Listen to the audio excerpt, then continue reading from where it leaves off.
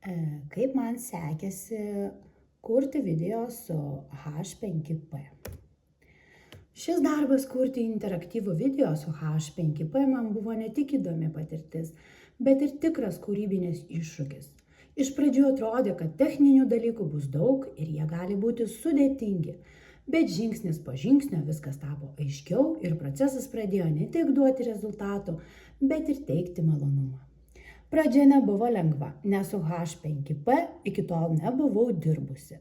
Pirmiausia, reikėjo išsiaiškinti, kaip instaliuoti programą ir kokios platformos tai leidžia padaryti. Išbandžiau H5P per H5.org platformą.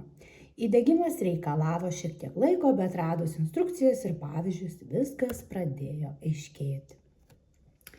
Kai pradėjau gilintis į pačią programą, nustebau. H5P pasiūlė daug interaktyvių galimybių. Vaizdo įrašų su klausimais, interaktyvių nuotraukų, testų ir kitų priemonių.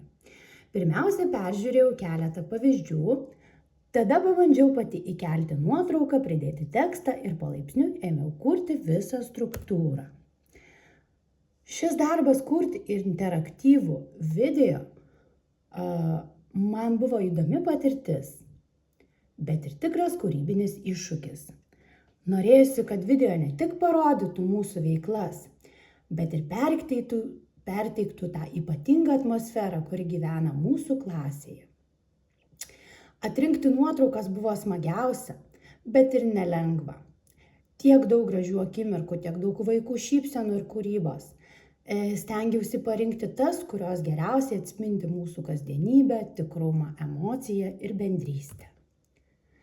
Video montažas su H5P man pasirodė gana intuityvus. Įdėjau ne tik nuotraukas, bet ir trumpą vaizdo įrašą iš mūsų spektaklio. Tai suteikė visam projektui gyvumo ir šilumos. Pridėjau ir interaktyvaus teksto. Šis projektas leido ne tik išmokti naujų skaitmeninių įrankių, bet ir pažvelgti į savo veiklą iš šono, pamatyti, kiek daug mes kartu patiriame su vaikais. Džiaugiuosi rezultatu, bet dar labiau procesu. Technologijos gali būti ne tik mokymo priemonė, bet ir būdas pasidalinti šilumą, vertybėmis ir bendrystę. Ačiū už dėmesį.